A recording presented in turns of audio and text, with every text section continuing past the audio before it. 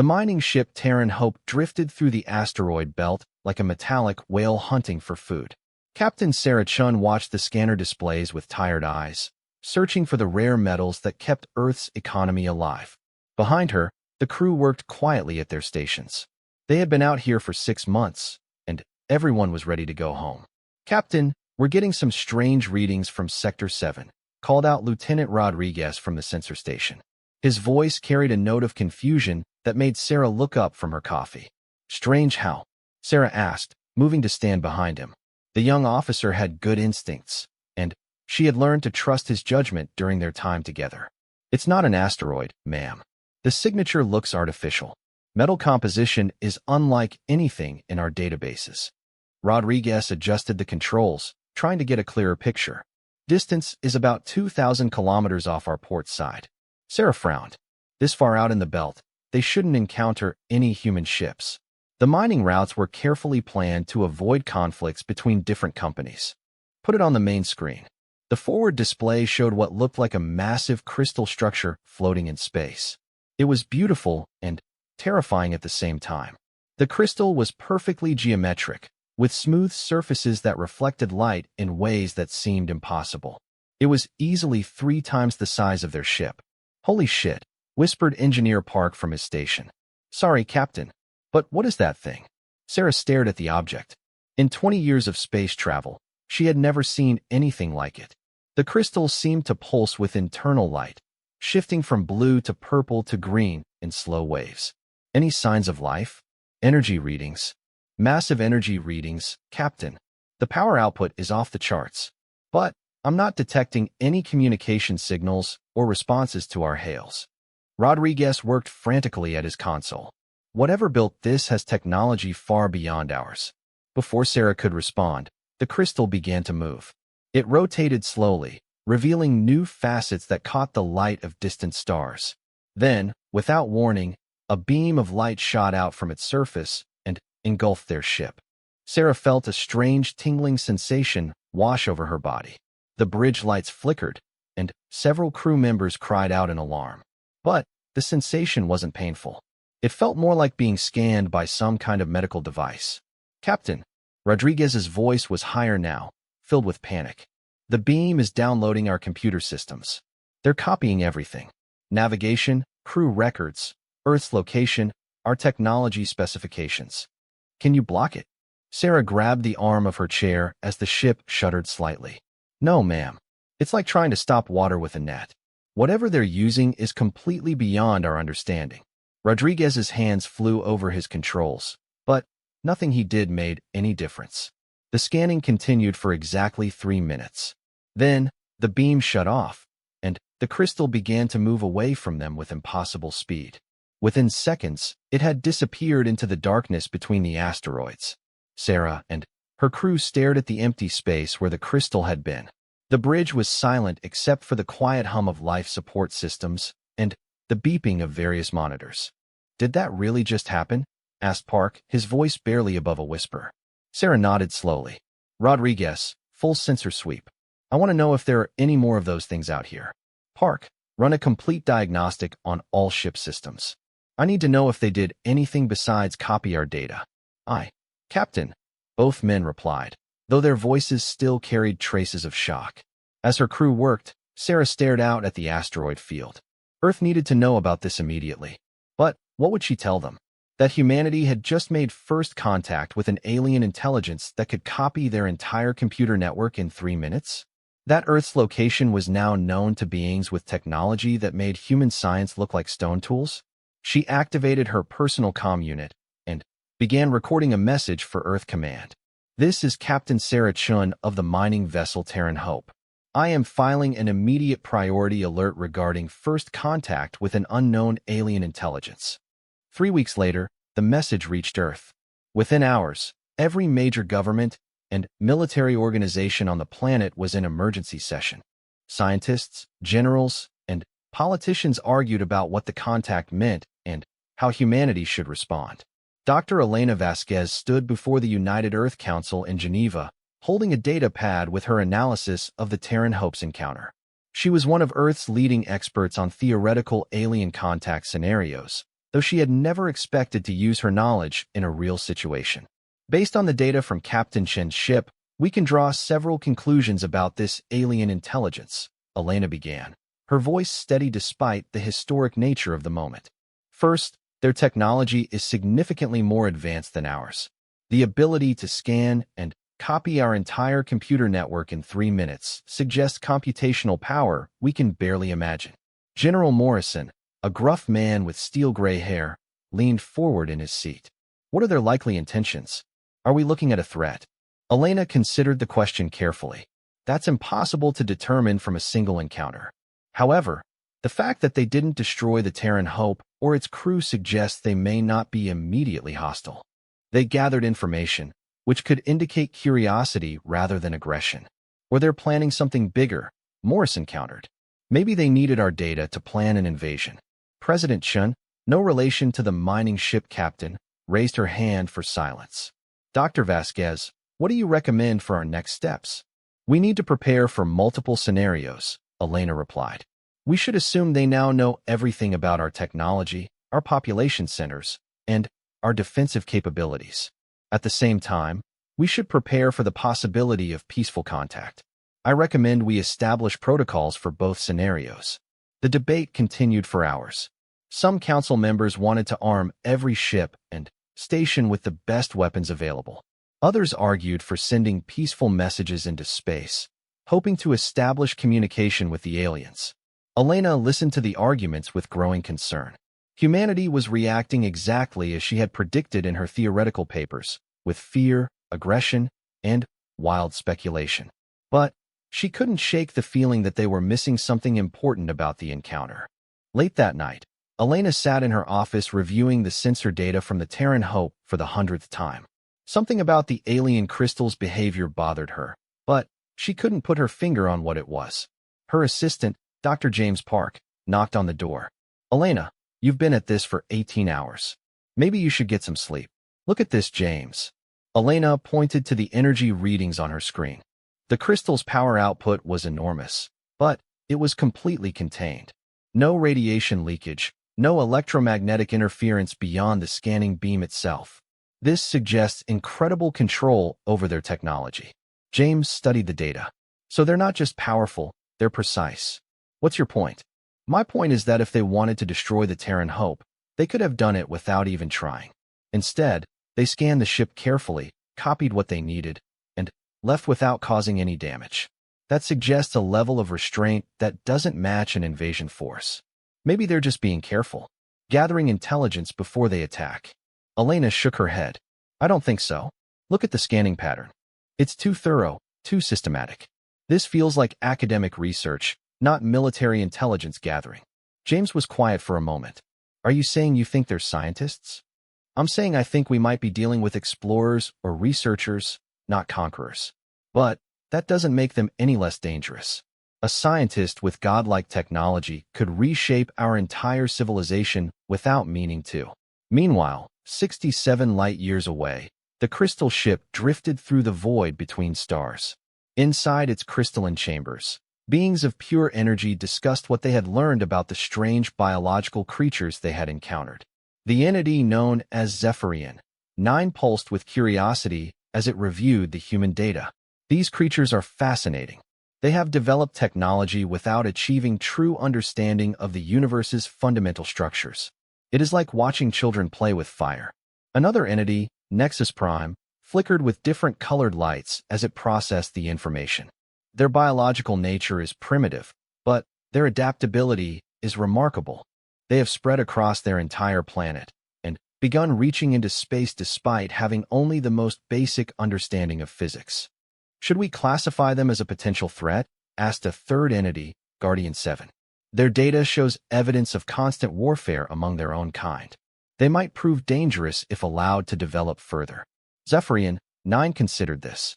Their aggression seems to be a survival trait from their evolutionary development. However, the same aggression that makes them dangerous also makes them resilient. They might prove useful. Useful for what? Nexus Prime asked. The Vorthan Empire has been expanding aggressively for the past 1,000 cycles. They have enslaved dozens of species and show no signs of stopping. These humans, with their primitive but adaptable nature, might serve as an ideal workforce for the Empire's projects. Guardian 7 pulsed with alarm. You cannot be serious. The Vorthans are our enemies. They have threatened our own territories multiple times. Exactly, Zephyrian, 9 replied. By providing them with a new slave species, we could redirect their attention away from our space and toward the human sector. Let them spend their resources enslaving and controlling these creatures instead of threatening us. The debate among the energy beings continued for hours, which in their perception was equivalent to years of human thought. They considered every angle, every possible outcome of their decision. Finally, Nexus Prime reached a conclusion. The proposal has merit, but we must be careful about how we present it to the Vorthans.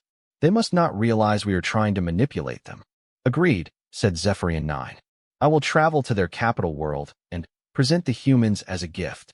A new species discovered in our explorations, perfectly suited for manual labor and simple tasks.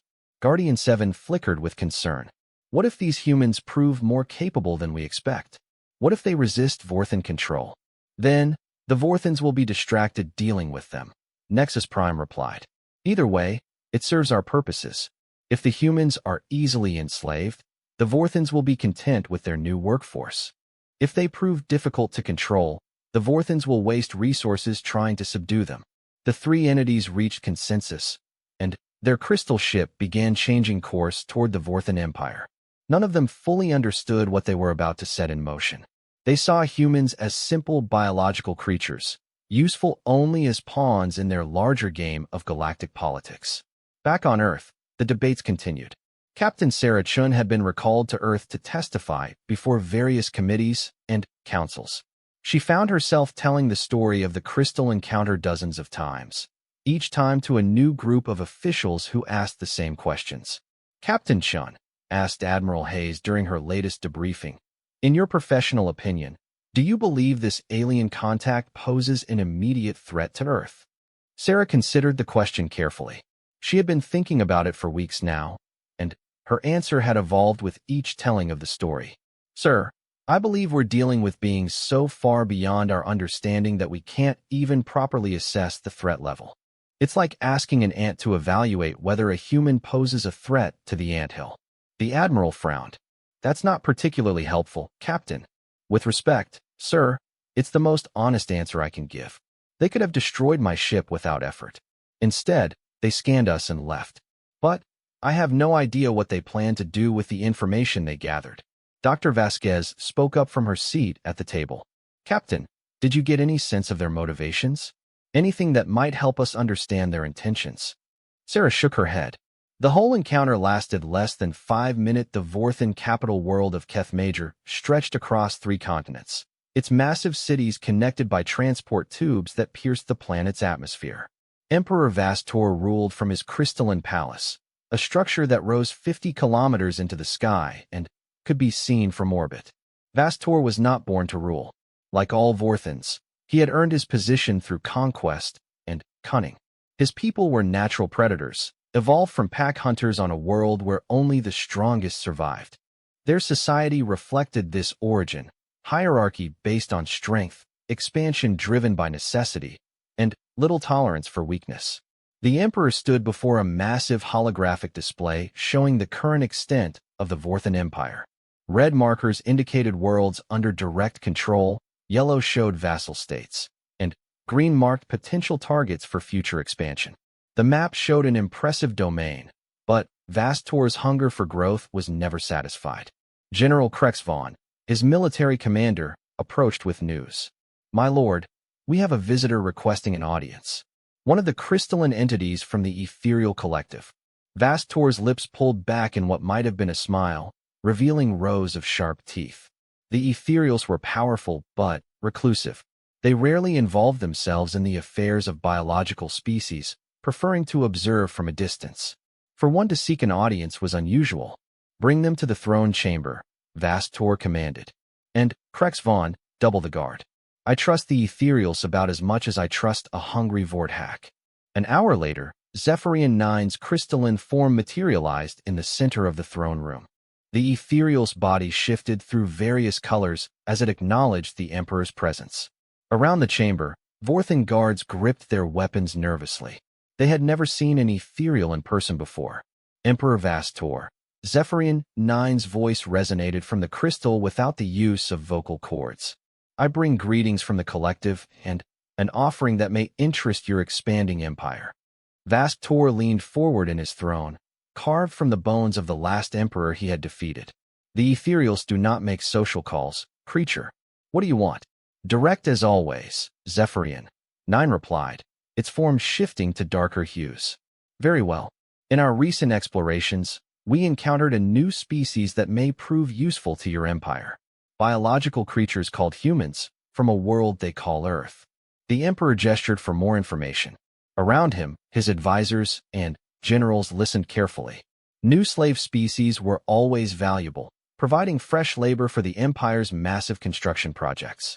Zephyrian IX began projecting holographic images pulled from the Terran Hope's database. Views of Earth appeared in the air, cities, forests, oceans, and billions of humans going about their daily lives. The Vorthans studied the images with professional interest. They appear weak, observed General Krexvon. No natural weapons, no protective armor. Their technology is primitive compared to ours. That is true, Zephyrian IX agreed. However, they possess certain qualities that may make them ideal workers. They are adaptable, capable of surviving in various environments. They reproduce quickly and show remarkable persistence in completing tasks. Vastor studied an image of a human construction site, watching tiny figures operating machinery to build massive structures. How many of them are there? Current population exceeds 8 billion individuals across their single world. They have also established small colonies on nearby planets and space stations. The numbers impressed even the Emperor.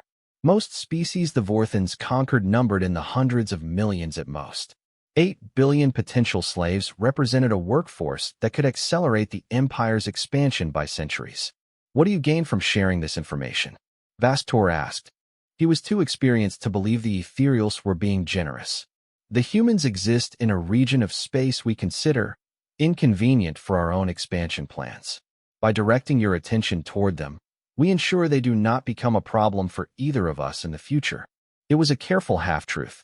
Zephyrian IX didn't mention that human space was nowhere near ethereal territory, or that the real goal was to redirect Vorthan aggression away from the collective's borders. The Emperor didn't need to know those details. Vastor considered the proposal. A new slave species was always valuable, but the logistics of conquest needed to be considered. How far is this Earth from our current territory? Approximately 200 standard jumps through hyperspace. A significant distance, but well within your fleet's capabilities. And their defensive capabilities? Zephyrian IX projected images of human military forces. Soldiers with projectile weapons, aircraft that move through atmosphere rather than space, ships that were laughably primitive compared to Vorthan technology. Minimal, the ethereal replied. They have not yet developed energy weapons or force fields. Their fastest ships require months to travel between planets in their own system. They would be incapable of mounting any meaningful resistance to your forces. General Krexvon stepped forward. My lord, if these creatures are as weak as they appear, a single battle group could conquer their entire species. The resources required would be minimal compared to the potential gain. Other advisors began speaking, excited by the prospect of such an easy conquest. The Empire's recent wars had been costly, requiring significant military resources and resulting in heavy casualties. A weak species that could be easily enslaved would provide exactly the boost their economy needed. Emperor Vastor raised his hand for silence. Ethereal, you will provide us with the coordinates of this human space and all the tactical information you gathered about their capabilities. Of course, Zephyrian IX replied. I have prepared a complete data package for your analysis. A crystal data storage device materialized next to the Emperor's throne. Vorthan technology was compatible with ethereal systems, though the reverse was not always true. The device contained everything the crystal ship had copied from the Terran Hope: star maps, technological specifications, population data, and military information. Excellent.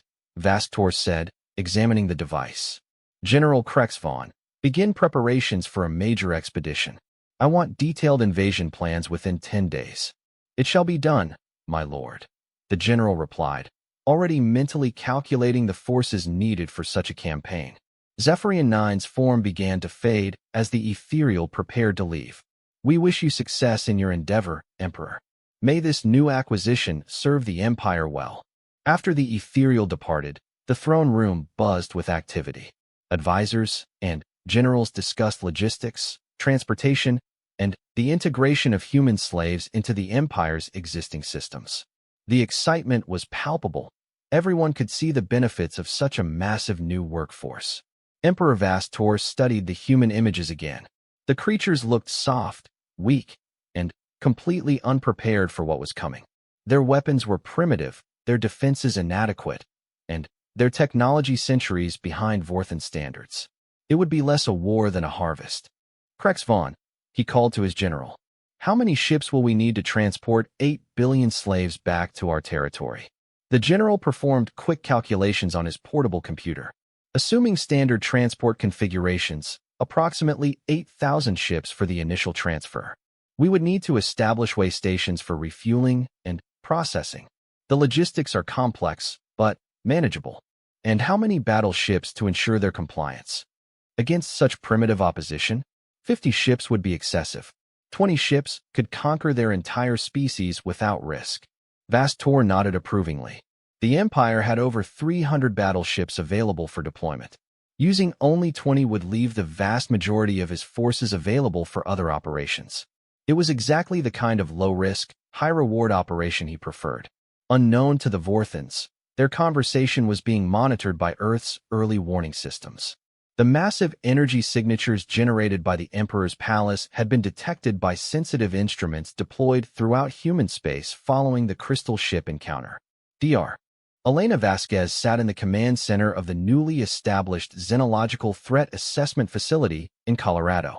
Banks of computers analyzed signals from across the galaxy, searching for any indication of alien activity. The facility had been built in record time following the Terran Hope incident. Dr. Vasquez called technician First Class Williams from his monitoring station. We're detecting unusual energy patterns from Sector 247.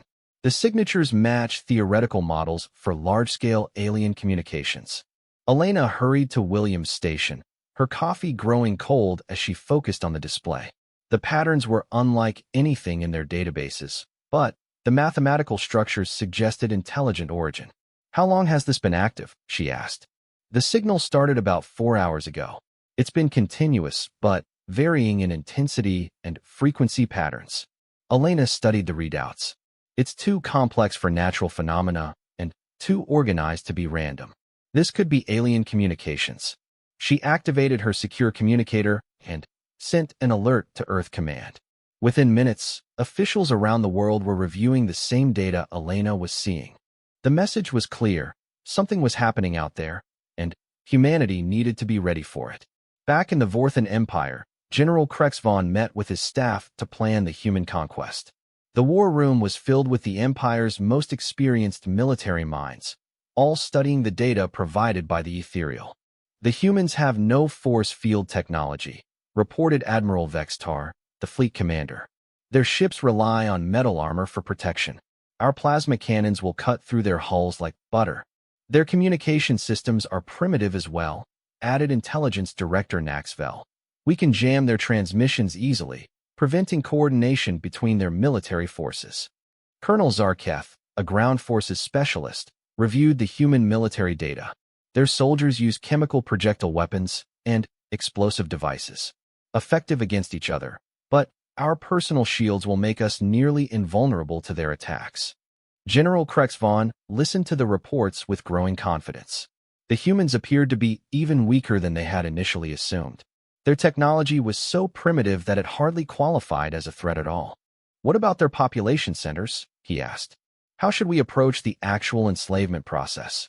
Their major cities contain millions of individuals each, replied Logistics Commander Hexnor. We should target the largest population centers first, using non-lethal suppression weapons to minimize casualties. Dead slaves are worthless slaves. Agreed. We want workers, not corpses. What about their leadership structure? They appear to be divided into numerous competing factions. They see the Vorthan fleet arrived at the edge of the Sol system like a swarm of metal predators. 23 warships, each the size of a city block, dropped out of hyperspace in perfect formation. Their black hulls absorbed the light from Earth's sun, making them appear as dark tears in the fabric of space itself. Admiral Vextar stood on the bridge of the flagship Dominion's Edge, watching his tactical displays with satisfaction. The humans had no idea what was coming. Their primitive sensors hadn't even detected the fleet's arrival yet. Admiral, reported Navigation Officer Colvan, all ships have successfully made the transition. We are positioned exactly as planned, just beyond the orbit of their outermost planet. Excellent. Vextar studied the holographic display showing the human solar system. Begin passive scanning of their defensive positions. I want to know the location of every ship and weapon they possess before we announce our presence. The scanning took 4 hours. The results confirmed everything the Ethereal had told them about human capabilities. Earth's defensive fleet consisted of fewer than 50 ships, most of which were designed for cargo transport rather than combat. Their weapons were primitive projectile systems and crude missile launchers. No energy shields, no plasma cannons, no gravitic weapons. It's almost disappointing, commented General Hexnor, who commanded the ground forces. I've seen more threatening resistance from pre-industrial species. Admiral Vextar nodded in agreement. Signal the fleet. Begin the approach to the third planet. Standard intimidation formation. The Vorthan ships began moving toward Earth, their massive engines creating brilliant points of light visible even in daylight. On Earth, astronomical observatories around the world detected the approaching fleet within minutes. Dr. Elena Vasquez received the alert while reviewing xenological protocols at her facility in Colorado. The call came from the Arecibo Observatory in Puerto Rico, where Dr. Maria Santos was frantically checking her instruments. Elena, you need to see this data immediately. Maria's voice carried barely controlled panic. We have 23 objects moving toward Earth at approximately 1/10 light speed. The energy signatures are off the charts. Elena's blood went cold. Are you certain they're artificial? Completely certain. They're maintaining perfect formation and constant acceleration. These are ships, Elena. Big ones. Within minutes, every major government on Earth was in emergency session. The carefully prepared first contact protocols developed after the Crystal ship encounter were activated immediately. Military forces went to maximum alert status, though everyone understood their weapons would be largely ineffective against technology capable of interstellar travel. President Chun convened an emergency meeting of the United Earth Council via secure holographic link. Representatives from every nation appeared as three-dimensional projections in the Geneva conference room. Ladies and gentlemen, President Chun began. We have confirmed the approach of an alien fleet toward Earth. Dr. Vasquez will brief us on the current situation. Elena stood before the assembled leaders, feeling the weight of history on her shoulders. Based on our observations, we face a fleet of 23 large vessels approaching at sublight speed. Their technology appears significantly more advanced than ours. We estimate they will reach Earth orbit in approximately 18 hours. What are their intentions? Asked Prime Minister Harrison of the European Federation. Unknown. They have not responded to any of our communication attempts. However, their formation and approach vector suggest this is not a scientific mission. They appear to be approaching Earth as a military force. General Morrison leaned forward in his chair. What are our defensive options? Elena had dreaded this question. Limited at best. Our analysis suggests their ships could destroy our entire fleet without sustaining significant damage. Our weapons are simply too primitive to pose a serious threat. So you're saying we should surrender? Asked Chancellor Nakamura of the Pacific Alliance. I'm saying we need to consider all options. Perhaps they're open to negotiation. Maybe they want something we can provide without violence. The debate continued for hours as the alien fleet continued its approach. Some leaders advocated for immediate surrender to minimize casualties. Others wanted to fight regardless of the odds. A few suggested attempting to evacuate as many people as possible to the outer colonies. Elena listened to the arguments with growing despair. Humanity was facing its greatest crisis, and their leaders were arguing about tactics instead of strategy. She thought about her research into theoretical first contact scenarios and realized that none of them had adequately prepared humanity for this moment. 16 hours after the fleet's arrival, Admiral Vextar decided it was time to make contact with the humans. The fleet had positioned itself in high orbit around Earth, well beyond the range of any human weapons, but close enough to demonstrate their overwhelming superiority. "Open a communication channel to the planet," Vextar ordered. "All frequencies, maximum power. I want every human on that world to hear this message." The transmission reached Earth simultaneously through radio waves, television broadcasts, internet networks, and every other communication system on the planet. Vextar's image appeared on screens around the world, a tall, predatory figure with scales instead of skin and eyes like black diamonds. "Humans of Earth." His voice carried the authority of absolute power. "I am Admiral Vextar of the Vorthan Empire. Your world and all its inhabitants are now property of Emperor Vastor. You will surrender immediately and prepare for processing." The message continued for several minutes, detailing the terms of Earth's surrender. All military forces were to stand down. All government leaders were to report to designated collection points. The human population would be evaluated and assigned work duties based on their capabilities.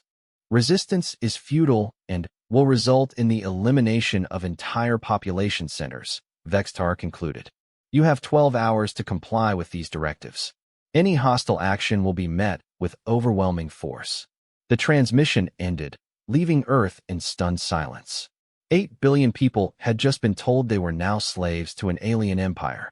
The reality of the situation was almost too large to comprehend. President Chun called an emergency session of world leaders. The holographic meeting was chaotic, with representatives arguing, shouting, and demanding immediate action. Some wanted to surrender to save lives. Others demanded they fight to the last person. "We cannot simply hand over our entire species to alien slavers," declared General Morrison. "Even if we lose, we have to resist. It's a matter of human dignity." "Human dignity won't bring back the dead," countered Prime Minister Harrison. "If we resist, they could wipe out entire cities. We have to consider the survival of our species." Elena watched the debate with growing frustration. Finally, she stood and spoke loud enough to cut through the arguments. "We're approaching this wrong," she said. "We're thinking like humans facing other humans. But these aliens have made assumptions about us based on limited data. They expect us to behave like every other species they've conquered." "What's your point?" asked President Chun. "My point is that we might have advantages they don't expect. They're treating this like a standard conquest, but they don't really understand what makes humans unique." "And what makes us unique?" General Morrison asked skeptically. Elena took a deep breath. "Our history. Every other species in the galaxy probably developed on a single world, then expanded to the stars. But humans have been fighting each other for thousands of years. We've perfected warfare, survival, and adaptation in ways they can't imagine." The room fell silent as the leaders considered her words. "Think about it," Elena continued. "They expect us to surrender like rational beings who understand they're outmatched. But humans don't always behave rationally. We're the species that climbed Mount Everest because it was there. We're the species that fought wars for hundreds of years over religious differences. We're the species that split the atom and immediately thought about using it as a weapon." Chancellor Nakamura looked intrigued. "Are you suggesting we can actually defeat them?" "I'm suggesting they have no idea what they're dealing with. They see primitive technology and assume we're a primitive species. But human innovation under pressure is legendary. Give us a common enemy, and we might surprise everyone, including ourselves." General Morrison nodded slowly. "Even if we can't win, we can make them pay a price they weren't expecting. Make the conquest so costly they'll think twice about underestimating the next species they encounter." Over the next 10 hours, humanity prepared for war in ways that would have seemed impossible just days earlier. Military forces from every nation shared intelligence and coordinated strategies. Scientists worked frantically to modify existing weapons for use against alien technology. Civilian populations began evacuation procedures from major cities. Dr. James Park, Elena's assistant, coordinated with weapons researchers around the world. We can't match their energy weapons, he reported. But we might be able to overwhelm their defenses through sheer numbers and unconventional tactics. What do you mean? Elena asked. Their ships are designed to fight other advanced civilizations with energy weapons and force fields. But our nuclear weapons work on basic physics they can't just deflect. And we have thousands of them. Elena felt a spark of hope. They're expecting a civilized surrender or a primitive resistance. They're not expecting a nuclear-armed species that's willing to turn their own planet into a battleground. Meanwhile, aboard the Dominion's Edge, Admiral Vextar was growing impatient. The humans had been given 12 hours to surrender, and 11 had already passed. Their response had been complete silence. Admiral, reported Communications Officer Delketh, we're detecting massive movement of human military forces. They appear to be positioning for defensive actions. Vextar studied the tactical displays showing human troop movements around the globe. Foolish creatures. Do they really think their primitive weapons can harm us? Perhaps they need a demonstration of our capabilities, suggested General Hexnor. One destroyed city should convince them to surrender. Admiral Vextar selected New York City as his target. The massive population center represented everything the Vorthans expected from human civilization: crowded, defenseless, and easy to terrorize. One precise strike would demonstrate their power while minimizing the loss of potential slaves. Prepare plasma bombardment of coordinates 74.0060 west, 40.7128 north, he ordered. Minimal power setting. We want to destroy infrastructure, not eliminate the workforce. The flagship's main weapon began charging, building energy that could vaporize a city block in seconds. But as the Vorthan gunner prepared to fire, his sensors detected something unexpected.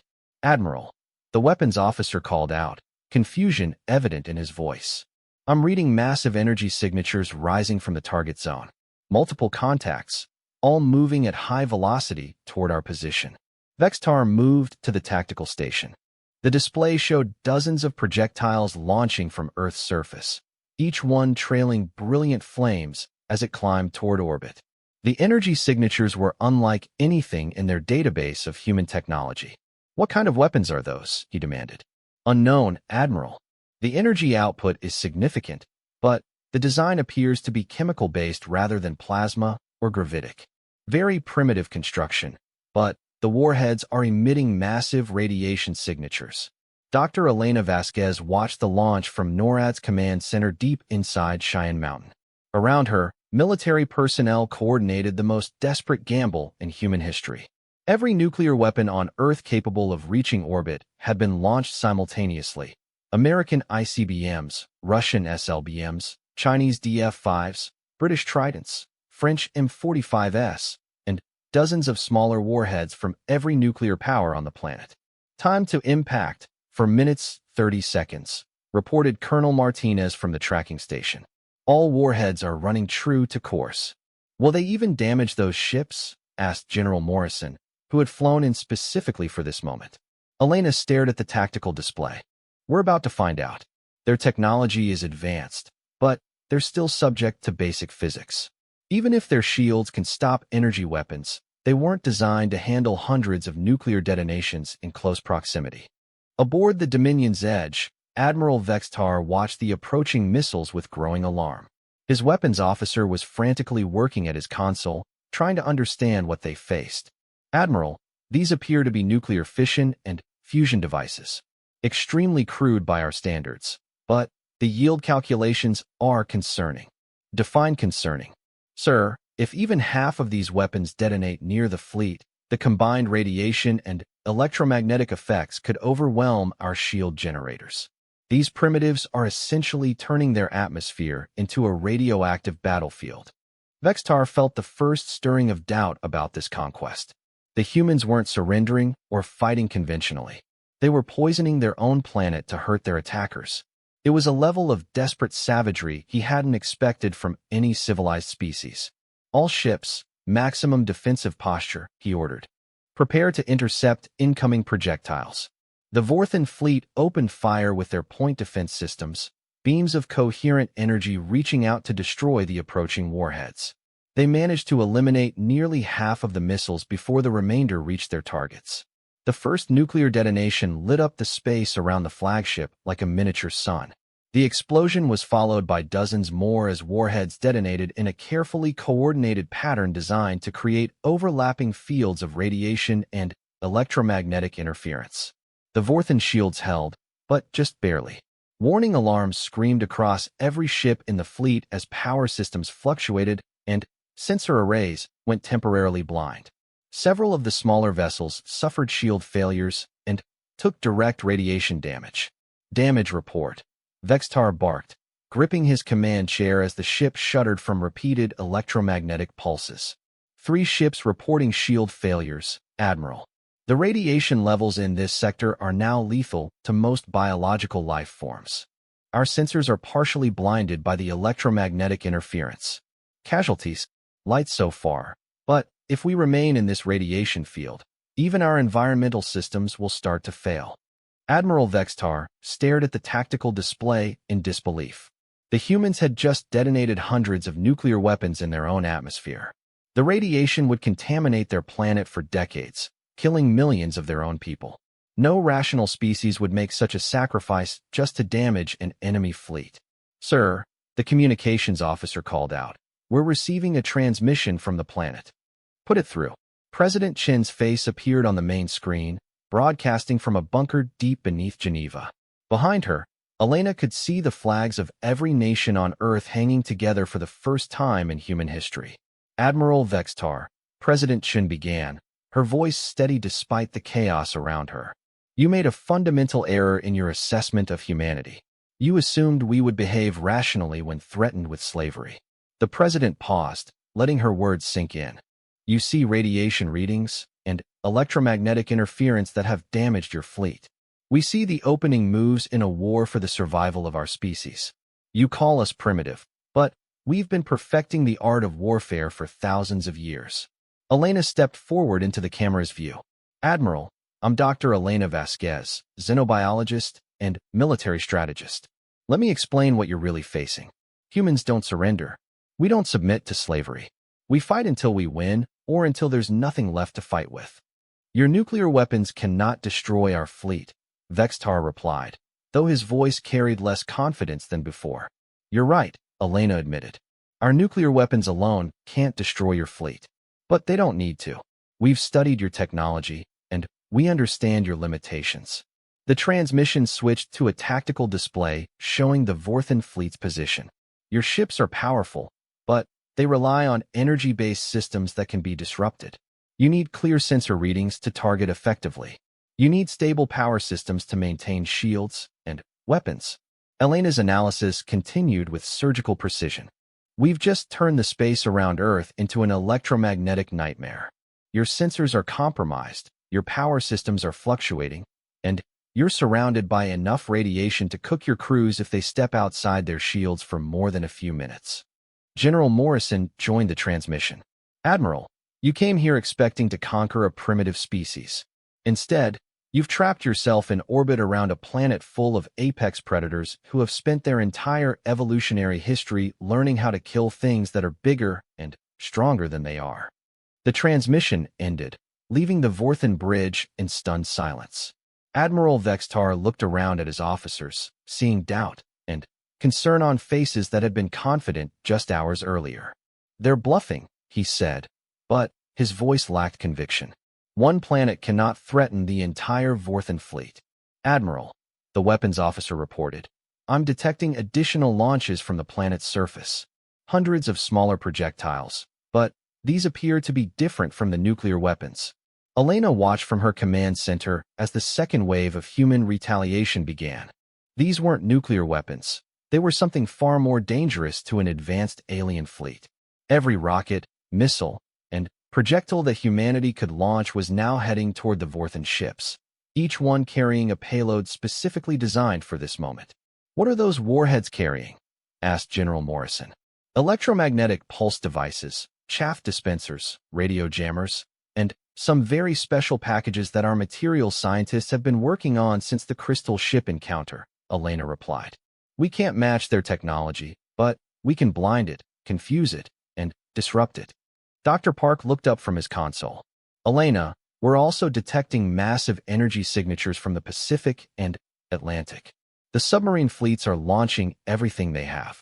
Elena nodded. Humanity's submarine forces had been repositioning since the alien fleet's arrival.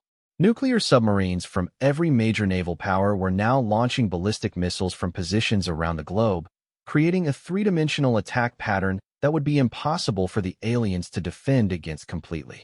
But the most dangerous part of humanity's response wasn't the weapons, it was the mindset. Elena had spent years studying theoretical alien contact scenarios, and she understood something the Vorthans didn't.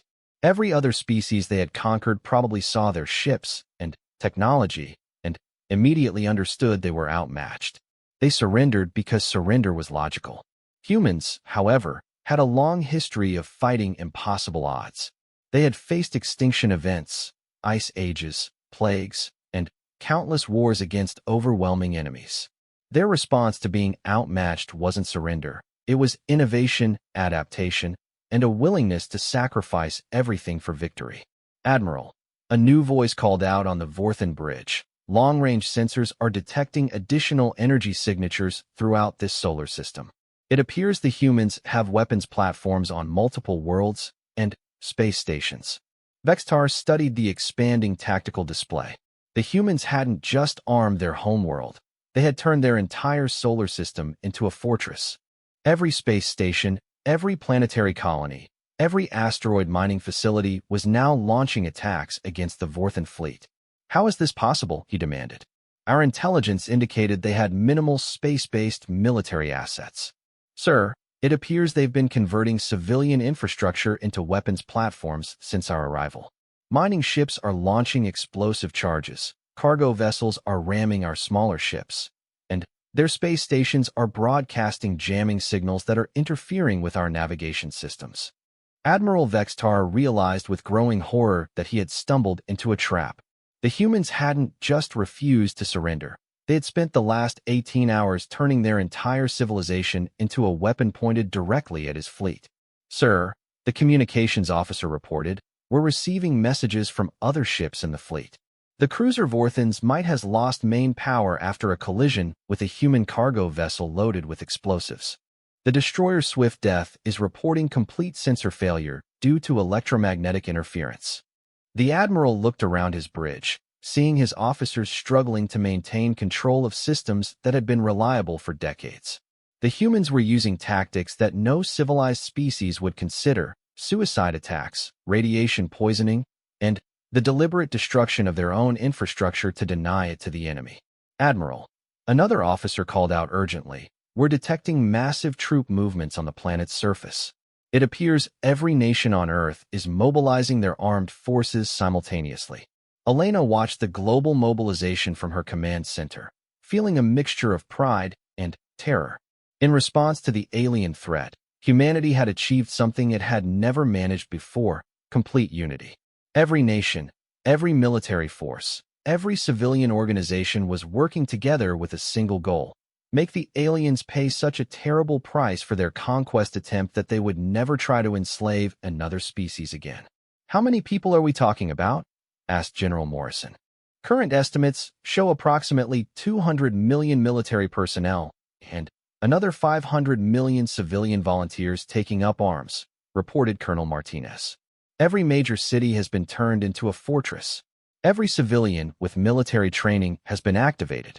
We're looking at the largest mobilization in human history. The scope was staggering. The Vorthans had expected to face primitive milita. The battle for Earth had been raging for 6 days, and Admiral Vextar was beginning to understand why no species in the galaxy had ever successfully enslaved humans before, because no one had ever encountered humans before. His fleet was still intact, but barely.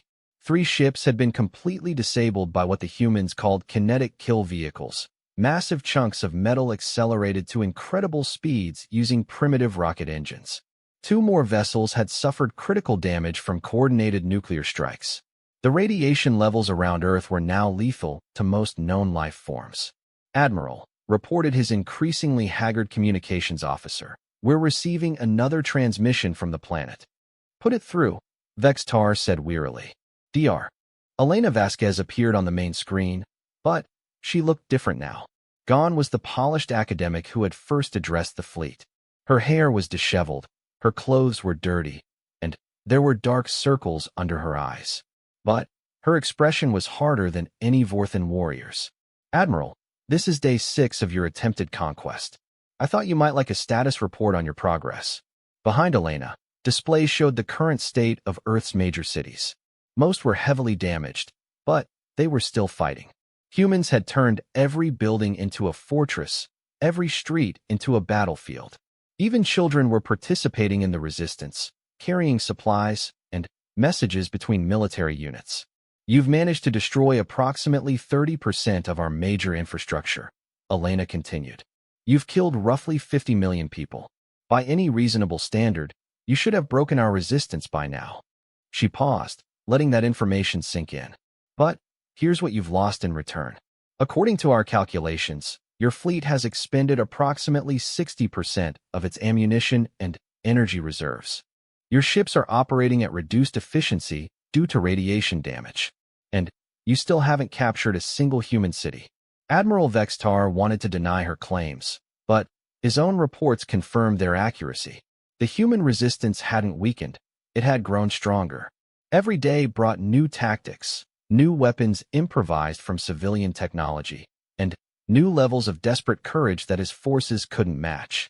"But that's not the worst part," Elena continued. "The worst part is that Earth has been broadcasting everything. Every battle, every act of Vorthan aggression, every human death has been transmitted to every corner of the galaxy. By now, thousands of species know exactly what the Vorthan Empire does to planets it liberates." The transmission switched to show a map of known galactic civilizations. Red markers indicated species currently under Vorthan control. Yellow markers showed independent civilizations that had previously maintained neutral relationships with the Empire. But now, almost all the yellow markers had changed to hostile red. "Congratulations, Admiral. Your invasion of Earth has united the galaxy against you." The transmission ended, leaving the Vorthan bridge in stunned silence. Admiral Vextar turned to his intelligence officer. "Confirm those galactic status reports."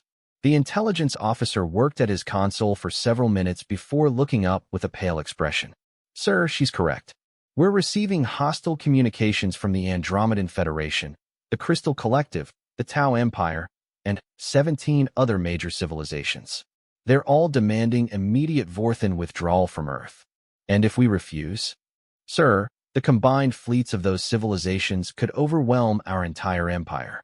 We're looking at the possibility of total war on dozens of fronts simultaneously." General Hex North stepped forward. "Admiral, perhaps it's time to consider withdrawal. We can return with a larger force once the galactic situation stabilizes." Admiral Vextar studied the tactical displays showing Earth's continued resistance. Every military academy in the Empire taught that prolonged campaigns against primitive species were inefficient and costly. The standard doctrine was simple: demonstrate overwhelming force, accept their surrender, and move on to the next target. But humans didn't follow standard patterns.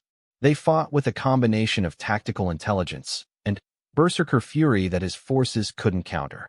Worse, they seemed to grow more dangerous the longer the battle continued.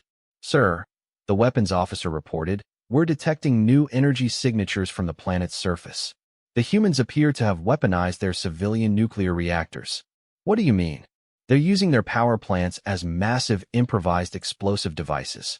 If they detonate them simultaneously, the electromagnetic pulse could disable our entire fleet." Admiral Vextar felt something he had never experienced before in combat: genuine fear. The humans were willing to poison their own planet, sacrifice millions of their own people, and destroy their own civilization rather than accept enslavement. They were fighting with the desperate fury of cornered animals, but with the technological sophistication of an advanced species. On Earth, Elena stood in what remained of the United Nations building in Geneva. The structure had been damaged by Vorthan bombardment, but the basement levels were still intact. Around her, representatives from every nation on Earth were coordinating the global resistance. Status report from the Pacific Theater called out Colonel Zhang from the Chinese delegation. Our submarine forces have successfully disabled 2 Vorthan supply ships using torpedo attacks. The aliens still haven't adapted to underwater combat tactics. Excellent news, Elena replied. What about the European front? German and British forces have successfully brought down a Vorthan landing craft using modified anti-aircraft missiles, reported General Schmidt. The aliens inside were captured alive, and our scientists are studying their technology. Elena felt a spark of hope. Humans were doing something that apparently no other species in the galaxy had ever managed. They were learning from their enemies during active combat. Every Vorthan weapon captured was reverse-engineered. Every tactical mistake the aliens made was exploited. Ma'am, interrupted Dr. Park from his communication station, we're receiving a priority transmission from the International Space Station. They're reporting massive energy buildups from the alien fleet. Elena moved to the communication console. The ISS had somehow survived 6 days of orbital combat, serving as humanity's eye in space throughout the battle. This is Commander Petrov aboard the International Space Station, came the crackling voice. The alien fleet is repositioning for what appears to be a massive bombardment. Energy readings suggest they're preparing to use their primary weapons on maximum power settings. Elena closed her eyes. They had always known this moment might come. The aliens were finally going to try to end the resistance through brute force, regardless of how many potential slaves they killed in the process. All stations, this is Dr. Vasquez with flash priority alert. The aliens are preparing for maximum bombardment. Execute Protocol Omega immediately. Around the world, the final phase of humanity's defense plan began. Protocol Omega was the response Elena had hoped they would never need to use. It represented humanity's ultimate gamble, and their final act of defiance. Deep beneath the Pacific Ocean, submarines from every nuclear power on Earth began launching their remaining ballistic missiles. But these weren't aimed at the alien fleet. Instead, they were targeted at specific points around Earth's equator, each one carrying a specially modified warhead designed by humanity's best scientists working around the clock. Admiral Vextar watched his fleet prepare for the final bombardment. He had decided that enslaving humans was impossible. They were too dangerous, too unpredictable, and too willing to sacrifice everything for their freedom. But the Empire's reputation required that resistance be punished. If Earth could not be conquered, it would serve as an example to other species who might consider defying Vorthan rule. All ships, prepare for planetary bombardment. Maximum power on all weapons. We will reduce this world to molten rock.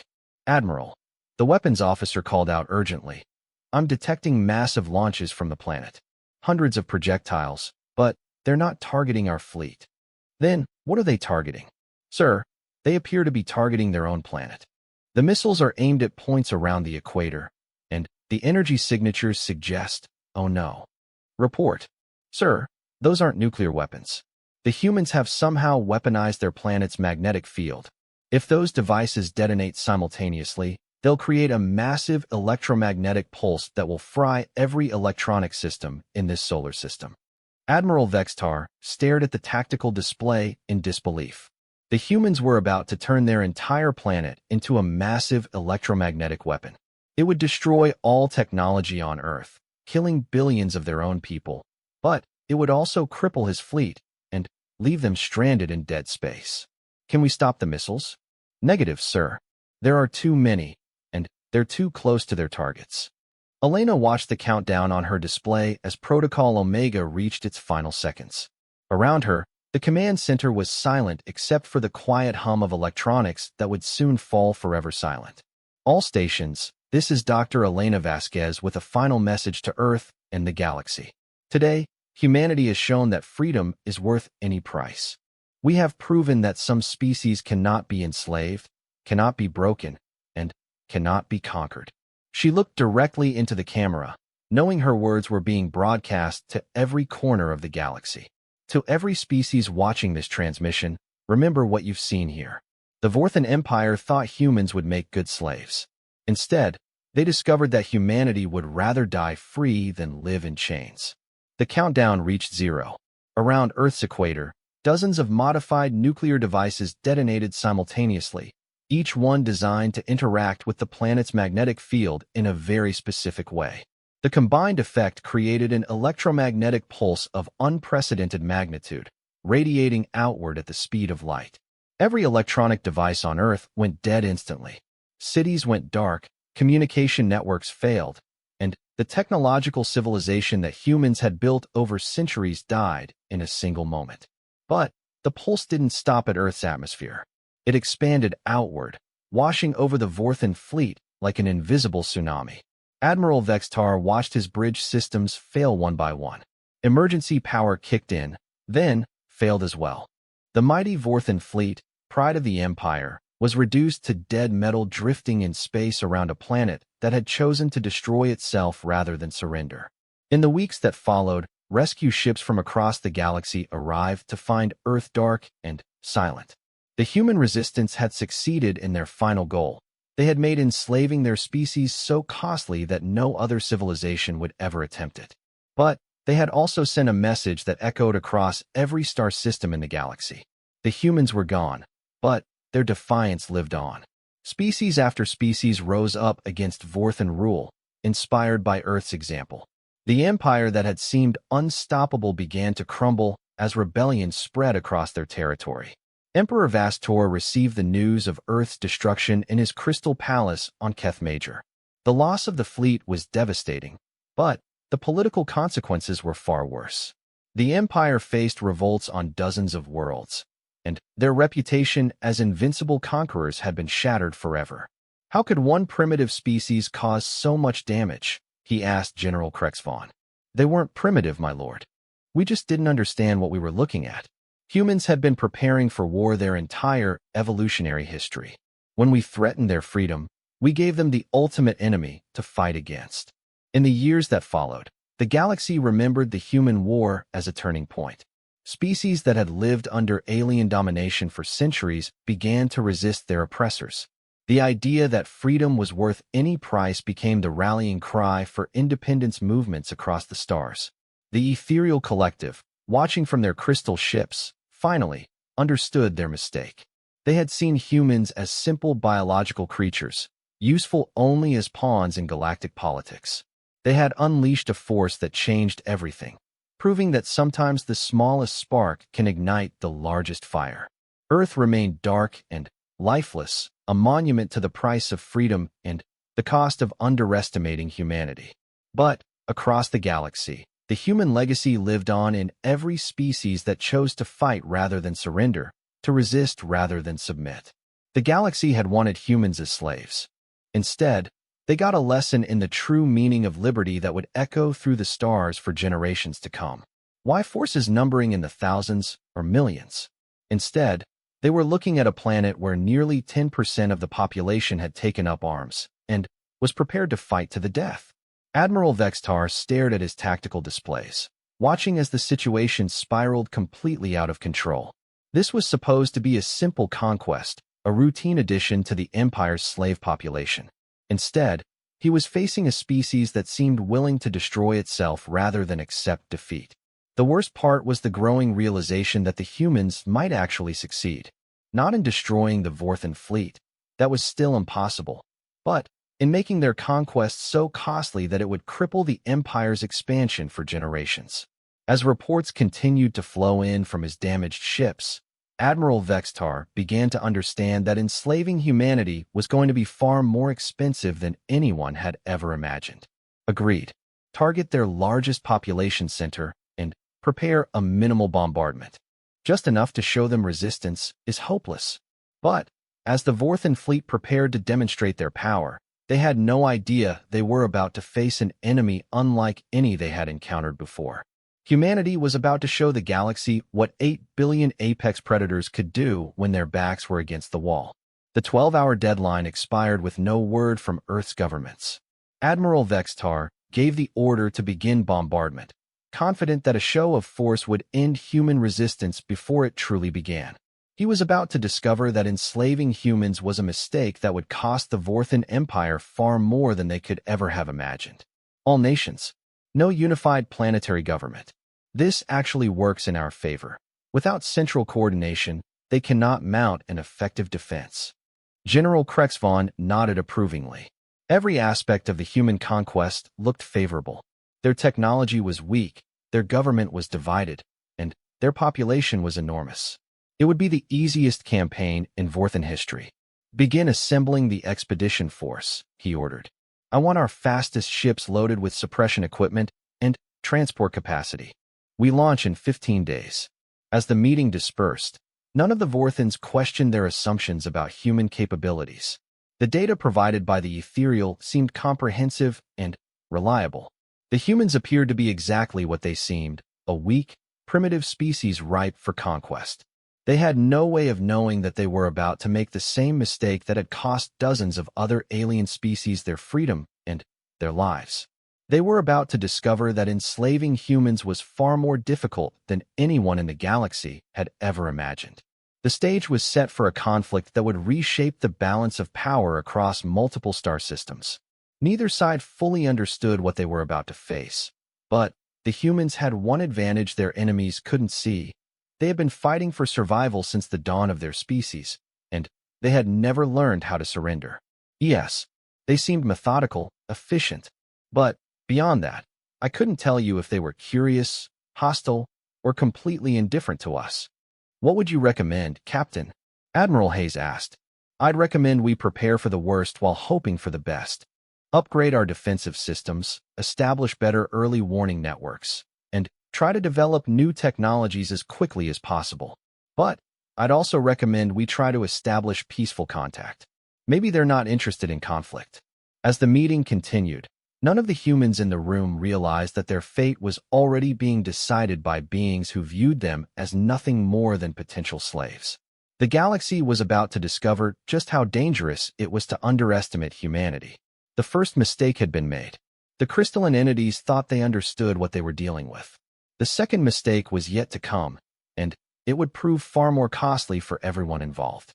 In the depths of space, the crystal ship continued its journey toward the Vorthan Empire, carrying with it the complete knowledge of human civilization. Behind it, Earth prepared for an uncertain future, unaware that their greatest test was still ahead of them. The galaxy was about to learn that enslaving humans was not nearly as simple as it appeared.